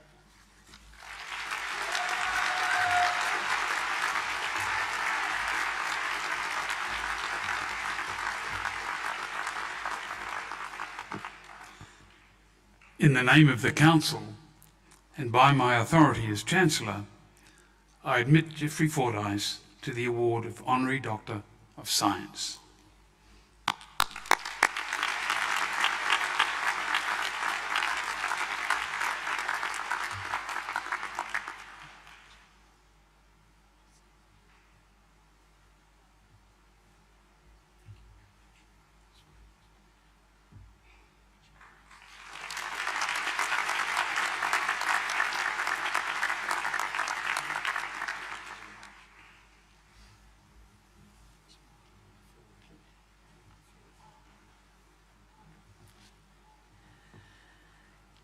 This concludes the presentation of the Honorary Doctorate Award. Chancellor, I now have great pleasure in inviting Honorary Doctorate recipient Dr. Geoffrey Fordyce to deliver the occasional address.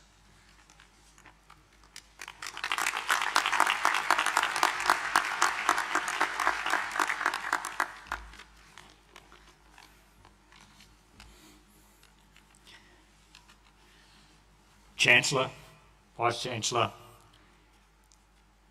and President, members of Council, members of staff, distinguished guests, ladies and gentlemen, and graduates. Congratulations to all graduates And on behalf of you, all of you, thank you to all our families and our friends, yours and mine, who have been part of our successful journeys. We did not get there without their input. Most of my best mates are still my undergraduate cohort. We had extraordinarily good fun. I'm sure all of you will have also built such friendships. Nurture them, enjoy them. They're part of the gold mine of life. Teachers take immense pride in getting you to this point, and deservedly so. Councils, businesses and community groups, not just the pubs, take great pride in creating infrastructure and social environments that allow the university to succeed.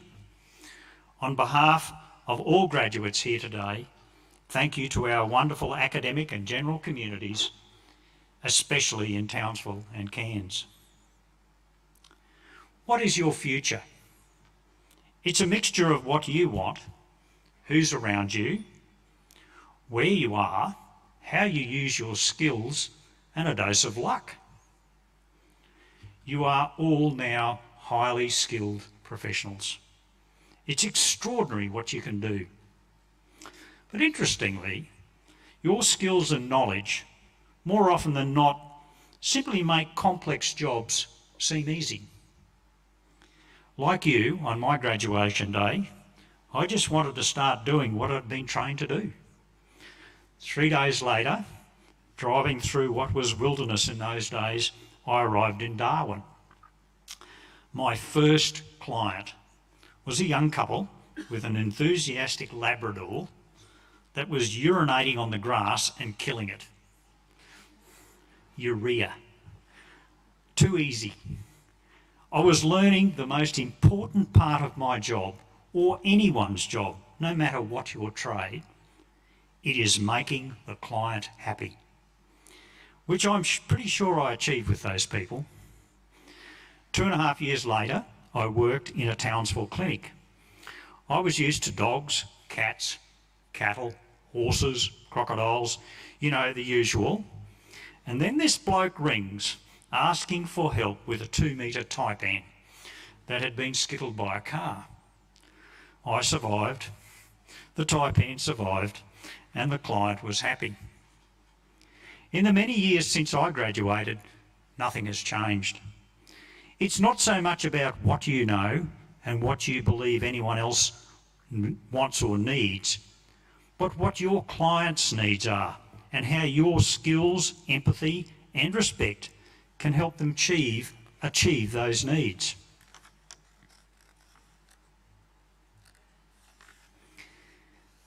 Ask, listen, hear. Successfully achieving client expectations is immensely satisfying. Dentists, though, have a real challenge. Not because they have taipans, though many fear them as much. It's down tools and no spanners in the client's talking gear till expectations are clear. Wealth is definitely not dependent on a degree. That is, it will not per se make you rich. But when it helps you achieve your aims, it will make your life rich. A couple of years after I finished uni, I began working on health, performance, production, profit of cattle breeding herds, mainly in Northern Australia, Indonesia and Timor-Leste. I have always enjoyed working hard and seeking ways to do my job in the best way possible, something I learned as a young bloke in a fairly impoverished situation on the family farm. One challenge I've always found is getting the right balance between work, family and a social life. Every one of us is good at something. Work that out. Balance your career around a healthy personal life, and you will have a great life. I built my career on sound university training. I started my Masters in 81 at JCU. It was what was then a postgraduate school of tropical veterinary science. I was surrounded by a herd of inspirational legends of livestock science. These ladies and blokes worked hard. They worked where they were needed, here and internationally. They ensured the smartest people available were part of their teams. This made them extraordinarily successful. Great achievement cannot be accomplished alone. It is virtually impossible, just like the uni needs the community. Success comes from teamwork, surrounded by people smarter than yourself. One of the best teams I've been part of was called the Bull Power Team, a group of ladies and blokes with the right mix of skills from quite a few agencies got together in Northern Australia.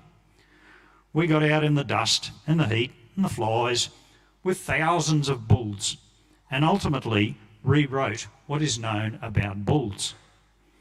One annual meeting was held on a houseboat in the Hinchinbrook Channel, where we bonded, workshopped and even caught a fish. Cheaper than motels and hugely successful. The innovation from our teamwork was sensational. None of us was ever going to achieve a fraction what we achieved by ourselves. I remember a Reader's Digest story about a hospital selecting one of their doctors for a leadership role. Each candidate fronted for the Inquisition. All were well trained and experienced. The selection panel had just one question: who is the cleaner on level 7? The one doctor who knew the job got the job. That person clearly appreciated the valuable contribution of all team members. In your new careers, I hope you also have the same wonderful experiences I've had with teams. You have the building blocks. It's now time to create something special. All of you graduating now are scientists. You have learned evidence-based decision-making.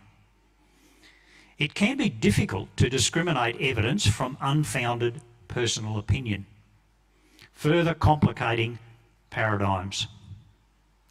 Because of these issues, the period from discovery to practice averages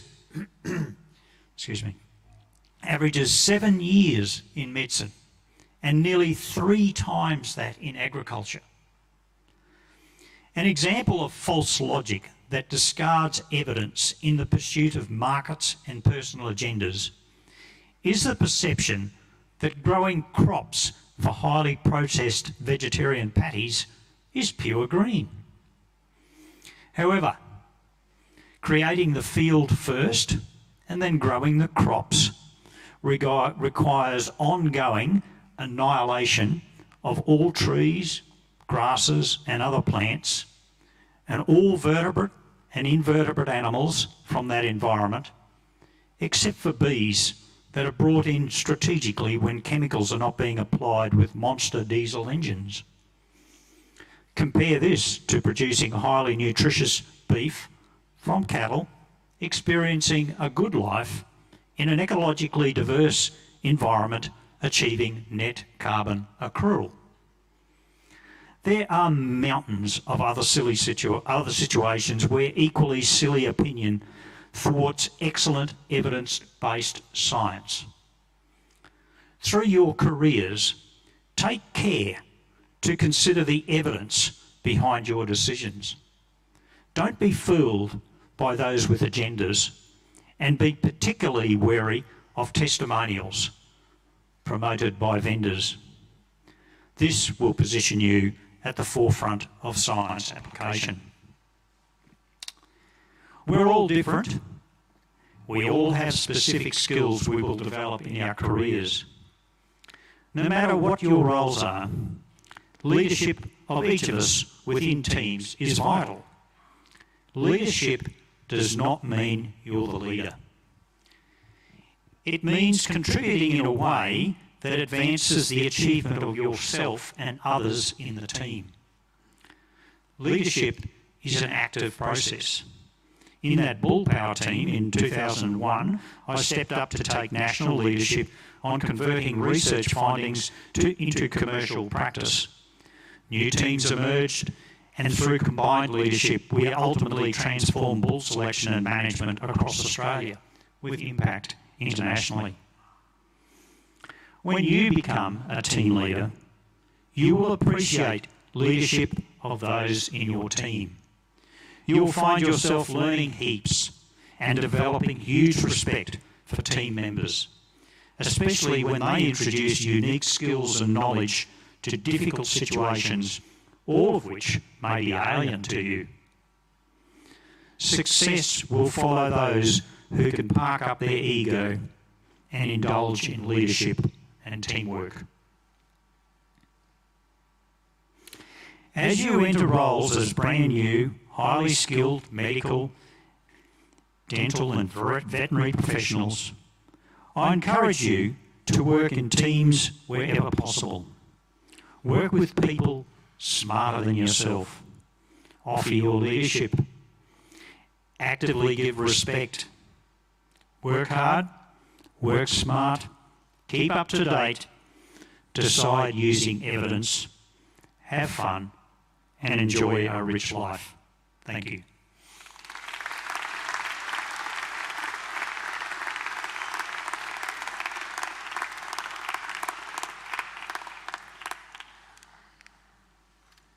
Chancellor, I now invite Ms. Catherine Order to deliver the graduate address.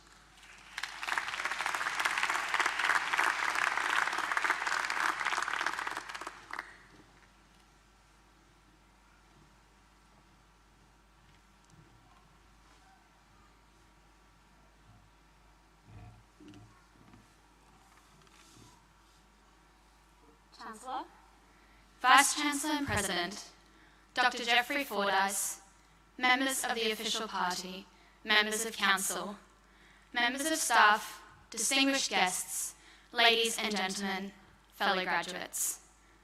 I am honoured to be able to stand here today and speak on behalf of the graduating class of 2021. Thank you, Dr. Jeffrey Fordyce, for sharing your experiences and words of advice with us. Thank you for highlighting the importance of asking, listening, and hearing the needs of our clients and patients. It is these simple but important skills that can sometimes be forgotten in our time-pressured work environments of our future careers. I am certain that these words will be something that each of us will reflect on as we pursue holistic care for our patients, whether animal or human. I would also like to highlight the important point of work-life balance made by Dr. Fordyce. As we enter into these demanding careers, it is important to acknowledge the ever-present struggles faced by many of our colleagues in relation to mental illness and suicide. Never be afraid to ask for help when you need it. We all do at some point. Always try to find the time to listen and help those struggling around us. Look after ourselves and lead as positive examples within the health industry, advocating to create positive change for the mental health of all within our professions. Please join me in thanking Dr. Jeffrey Fordyce for his words of inspiration and advice.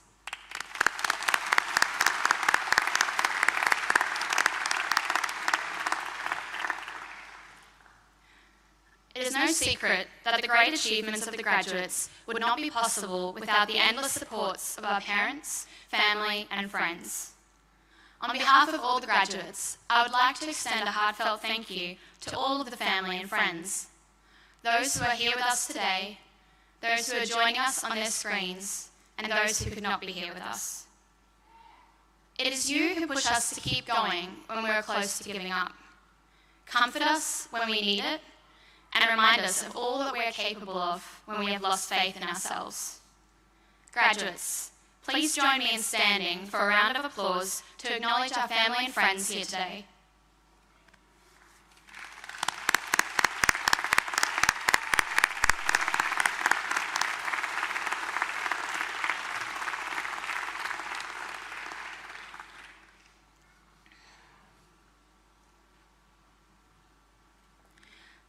To the James Cook University staff, Your support and dedication has led us to this point today, job ready, inspired, and prepared to make a change in the world.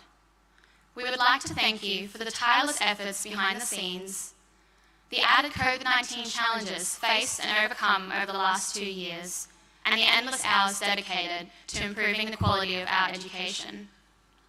It is your support and mentorship that has allowed us to gain the skills to overcome challenges faced throughout our education and those we will be faced with in our future careers.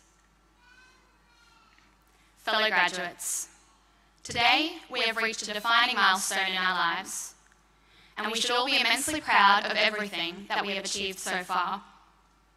These past years have not been easy, and each of us have faced our own struggles, both known and unknown to those around us. When I stand here and look around at my fellow graduates, the word that comes to mind is perseverance. Despite these struggles, we have persevered and made it to this point. We have persevered through cancelled electives and placements, through social isolation from our classmates and friends, through separation from our families and loved ones, through the loss of people close to us. But we have also been taught to appreciate the simple pleasures in life, the welcome hug when returning home to see our families, the laughter shared together in celebrations, the excitement and freedom of travelling to a new destination, the simple appreciation of normality. And as we stand here now, looking to the future with excitement and anticipation, may we always be encouraged by our strength. Let it remind us that together we can overcome any challenge life has for us. I will leave you with the words of Kalpana Chawla. The path from dreams to success does exist. May you have the vision to find it, the courage to get onto it, and the perseverance to follow it. Thank you and congratulations.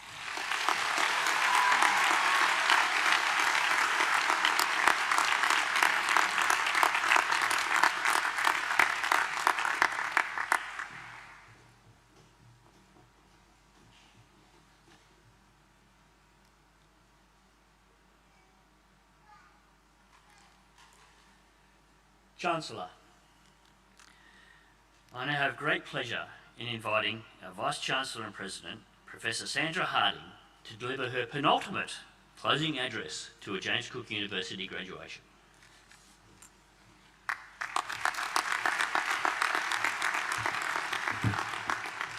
Chancellor, Dr. Jeffrey Fordyce, Dr. Order, distinguished guests, ladies and gentlemen, children, my university colleagues, most of all, graduates. This has been a long ceremony. I will keep you only a few minutes more. Now, I'm mostly going to speak to the graduates, but I don't want to miss acknowledging and congratulating the parents, partners, supporters who are here today. As a parent and a partner, I know what it takes to be on the sidelines, watching someone you love go through what is a tough process, undoubtedly made more complex during COVID times, wishing you could do more to help, encouraging them and commiserating with them. These past years have been a journey for you too. You will be feeling very proud of your graduate, and rightly so, but your love and support deserves recognition as well. So my very best congratulations to you all. Graduates, I also acknowledge the hard work of my university colleagues, your professors and lecturers, and the professional and technical staff of the university for the important part they have played in your university journey. Your success is our success. And in these times, this has been a especially hard one. I know my colleagues are delighted to see you through to this important day. We greatly admire your resilience, your perseverance, your determination, and we will take a quiet pride in your successes from here. Graduates, with congratulations and thanks delivered, there is only one more thing for me to do. It is to leave you with the last message from the university, and that message is about you and your professional life from here. Today, I'm going to share with you the truth of a professional life. Really, two truths. The first truth goes to the rhythm of a professional life, the rhythm of a professional life. As you settle into your role, you will realise that there are two kinds of work days. First, there will be days when nothing much happens, when you go to work, do your job, bring to bear your education, training and growing experience. There will be some achievements and you'll come to know the usual frustrations. And then you'll go home and get ready for the next day. These are the ordinary days of a professional life, and almost always the next day will be pretty much the same. Second, there will be days that start out ordinary, but then something happens. On these days, you will be challenged to discover a new solution, a new answer to the issue or problem confronting you. These rarer days are the testing days of a professional life. So the first truth of a professional life is this: most days are ordinary. Most days will not test you. Now, this truth, as it is slowly revealed over the early part of a professional life, is often itself a great challenge. For most of us, when we choose our profession, we think of a professional life as a succession of great, testing, winning, even heroic moments. Even now, you're probably upbeat and excited, perhaps a little fearful of the responsibility that rests with you, of the decisions you'll be called to make.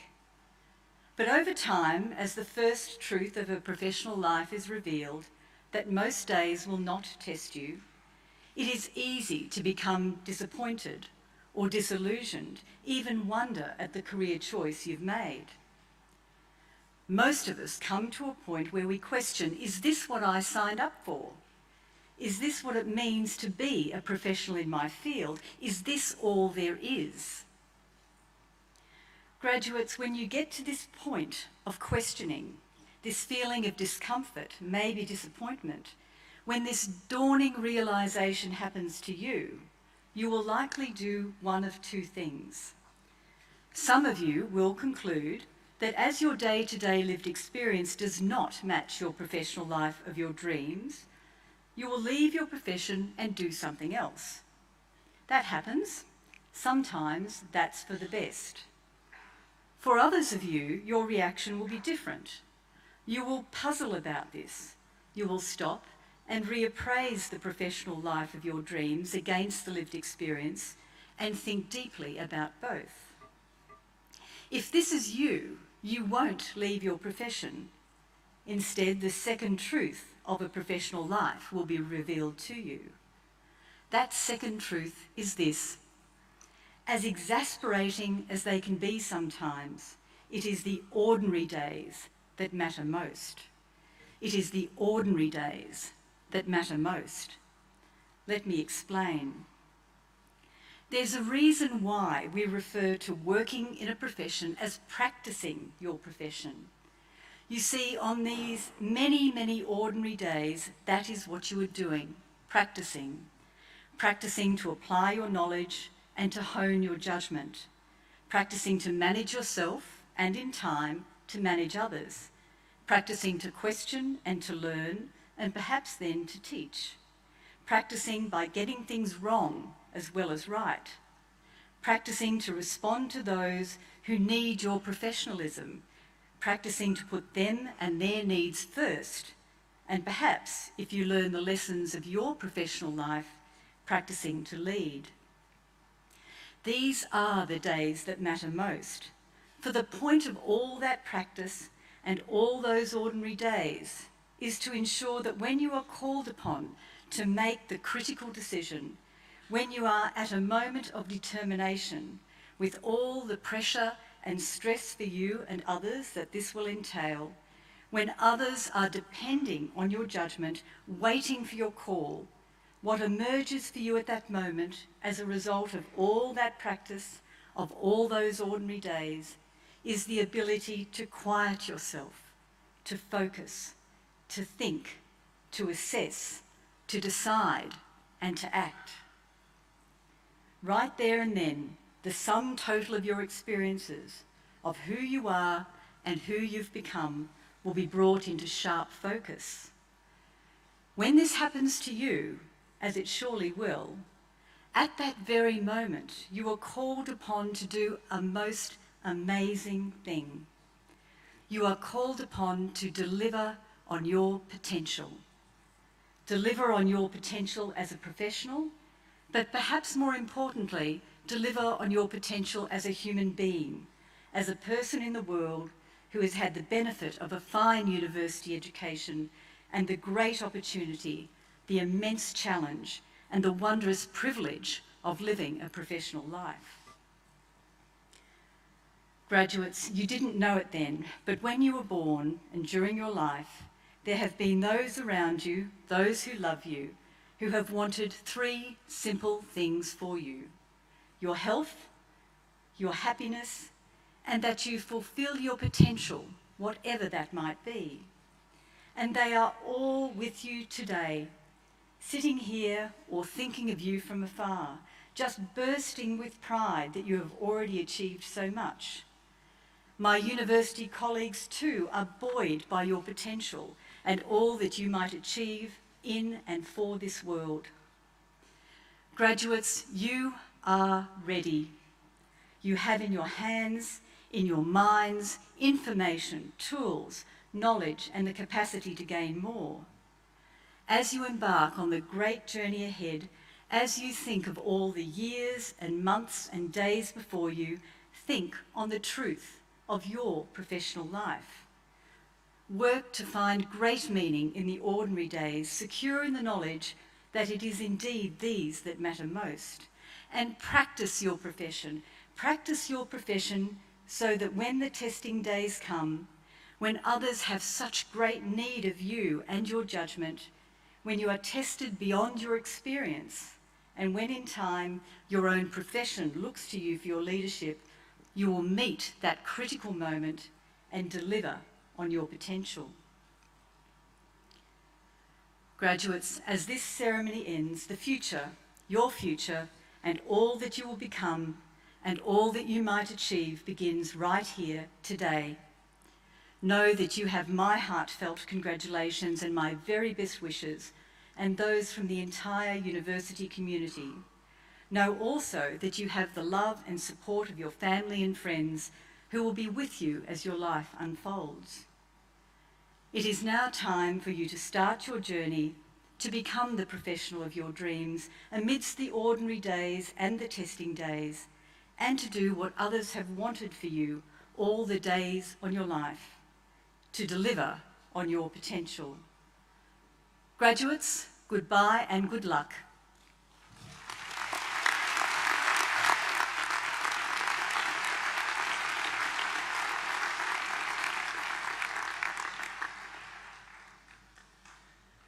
Chancellor, the successful staging of this ceremony is the culminative effort of many university staff. I would like to thank the ceremonies and examination officers for the coordination of this ceremony.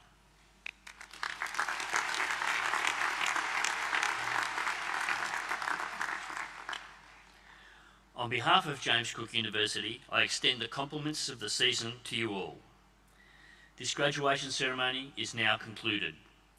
Will the Assembly please stand as the Chancellor leads the academic procession from the auditorium.